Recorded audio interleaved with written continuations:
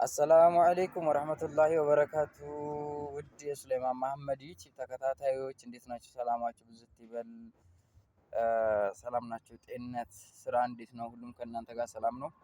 ከኔ ጋር ሁሉ ሰላም ነው። ለምታበረታቱኝና ላይክ ሰብስክራይብ ለምታደርጉ ውድ ወንድም እና እህቶች በያላችሁበት ሰላማችሁ ብዝት ይበልኝ እንደ ምድር አሸዋ። ኢንሻአላህ ከባለፈው የቀጠለ ግጥም ዛሬ ይቀጥላል። እሺ አንተ መላ በለኝ ወዳጄ ተከዘ፣ ድምፄ ሰሚ አጣ ማጀቴ ታረዘ። አንድ ሚስጥር የለም ካንተ የተሰወረ፣ በረቂቅ ጥበብህ ሁሉም ተፈጠረ። ስትገለው ይሞታል ስታኖረው ኖሮ፣ ሹመትም አይጸና ከላይ ካልተቸረ። እንደሚያልቅ አምናለው በውርደት ተደምድሞ፣ አንተን ላልተገዛ በምስጋና ቆሞ። የኔ ያለው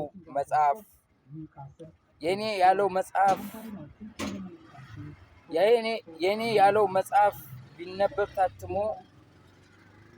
የክብር ንግድ ነው እስኪቃጠል ወድሞ።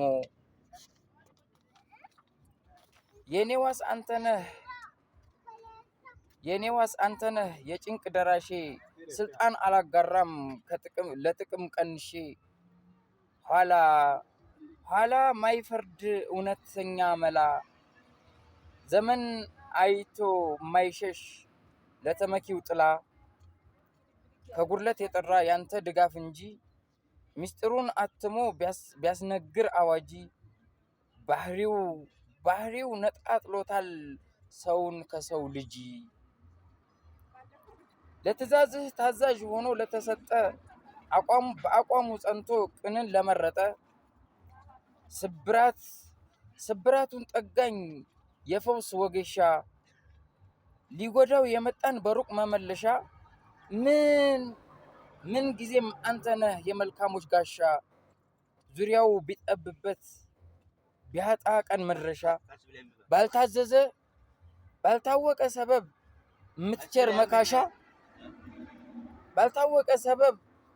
የምትቸር መካሻ፣ ለሰው ሁሉ መፍትሄ ችግር ማስወገጃ። ተከታትሎ ሰጪ በእያንዳንዱ እርምጃ፣ ዟሊሞች በጥመት ተንኮል ሲያመነጩ፣ በአምሳላችሁ ግፊት እንዳትበሳጩ። የጽናት ማነስ ነው መንገድን ቆራጩ፣ የአላህ ሲሳይ ነው ከምንም በላጩ።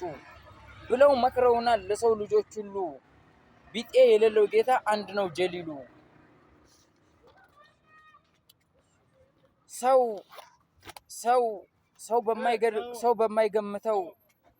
በማይገምተው አገኛለሁ ብሎ፣ ከባሪያው ጫንቃ ላይ ሸክምን አቅሎ። ሆድ ብሶት በጭንቀት ያጣው መሄጃ፣ መንገዱን አዳፍኖት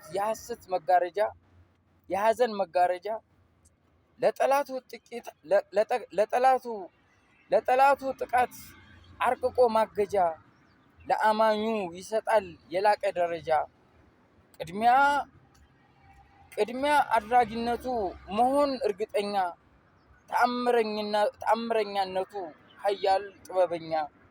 ሙዕጂዛ የሚለው በቃል መመዘኛ፣ የገለጸላቸው ለአላህ መልእክተኛ ሰለላሁ ዐለይሂ ወሰለም። በምን አይነት ዘዴ እንዴት ባለ ቦታ፣ ለባልደረቦቻቸው በማይታይ ሁኔታ። የድል መንገዶችን አላህ የከፈቱ፣ በብዙ ሙሽሪክ ላይ ጥቂት ነው ዘመቱ። ከ10,000 ሲታገል ሆነው 500፣ ከፍ ሲሉ እሳቸው ጠላታቸው ሞቶ። የሚያፍር እንደሌለ ራሱን ለአላህ ሰጥቶ፣ ላኢላሃ ኢለላህ ላለ ተመክቶ። ሳይታይ እያየ እየደገፋቸው፣ ቀኑን አገልጋዩን በድል አመጣቸው። ነብዩ አጥብቀው ከሰሙ፣ ነብዩ አጥብቀው ካሰሙን ምክራቸው አፋችን ማዜሙ ስለ ባህሪያቸው በመሩን አቅጣጫ ካልተከተልናቸው ቅን ሆነን ተግብረን እንደ ብስራታቸው እውነተኛ ነብይ በኡመቶቻቸው ከውኑ በምድር መልካምን በብዙ ጥረት ብላችሁ አላህን ተገዙ አውቃለሁ በማለት አልፋችሁ አታብዙ ከኩራት ታቀቡ ጉራ እንዳታበዙ ከቁሳዊ ይልቅ የውስጥ ስንቅ ያዙ አትነጣጠሉ ባብሮነት ተጓዙ ከድርጊቶች ሁሉ ክፋትን አውግዙ ተዋደዱ አንዱኑ በፍቅር ታገዙ በክርክር ጥመት ብትፈጽሙ ክፋት እመኑበትና ኋላ እንደምትጠፏት እምነትን በክደት ቃልን አትጠፋ በሃይማኖት ጉዳይ አትፈላሰፋ ሆኖ እስክናየው ከሚለው ጅህልና በቅን አስተሳሰብ በንጹህ ልቦና በሞት ተቀብራችሁ አፈር ሳትለብሱ ዳግም ለጥያቄ ልትቀሰቀሱ ተስፋ አድርጉና እንደምትነሱ የሰጣችሁ ዘመን በአግባቡ ጨርሱ እርስ በእርሳችሁ በቃሉ አትንጹ እርስ በራሳችሁ በቀል አትጸንሱ። ይሄን ይመስላል የዛሬው ኢንሻአላህ። ቀጣዩን ክፍል በሚቀጥለው ፕሮግራም አቀርባለሁ። ማብራሪያዎችንም አብሬ ሁለተኛው ቪዲዮ ጋር እለቃለሁኝ። አብዛኛውን ሃይማኖታዊ ይዘት ቢኖራቸውም ሙስሊም ለሆኑትም ላልሆኑትም ጠበቅ ያለ መልእክት አለው። ያም ብሎ ማለት ለሰው ልጅ በምድር ላይ ሲኖር በአግባቡ ሃይማኖቱ ባዘዘው መልኩ ለሰው ልጅ በጎ መሆን፣ ክፋት አለመያዝ። ከነብዩ የምንወስደው ሃይማኖታዊ ያደረኩት አንደኛው ምክንያቱ ምንድነው? ሃይማኖት ተአማኝነት አለው። ከሃይማኖት የመነጨ ነገር ስንናገር ማንኛችንም በሃይማኖታችን ስናገር ተአማኝነት አለው። ከዛ የተነሳ ነው ተአማኝነቱ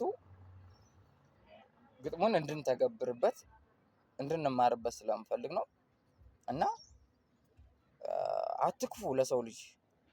ክፋት ለሰው ልጅ ምንም የሚጠቅም ነገር የለም። ከፊታችን ሆኖ እኛን ወደ ኋላ ከመጎተት ውጪ ምንም ነገር የሚጠቅመው ነገር የለምና በተቻለን መጠን ለሰው ልጅ በጎ መሆን ነው። ይቅርታ መባባል ነው። የሰው ልጅ በእምነቱ ከጸና እውነተኛ ከሆነ ሐቀኛ ከሆነ ሃይማኖቱን በትክክል የሚገዛ ከሆነ ለሰው ልጅ ክፋት አያስብም። እና እባካችሁ በተቻላችሁ መጠን ወንድም እህቶቼ በውጭ ሀገርም ያላችሁ በአገር ውስጥም ያላችሁ ክፋትን ተው፣ ዘር አትቁጠሩ፣ በእምነታችሁ ጽኑ፣ ቃላችሁን ጠብቁ፣ አክብሩ። በዙሪያችሁ ያሉ ወላጆቻችሁን አክብሩ፣ ወላጆቻችሁን ታዘዙ። ትዳር ያላችሁ ሰዎች ለትዳራችሁ ታማኝ ሁኑ። እና ይሄን ነው የምመክረው። እና ላይክ ሰብስክራይብ አድርጉ። ለምታበረታቱኝ ሁሉ ልባዊ ምስጋና ይድረሳችሁ። አመሰግናለሁ።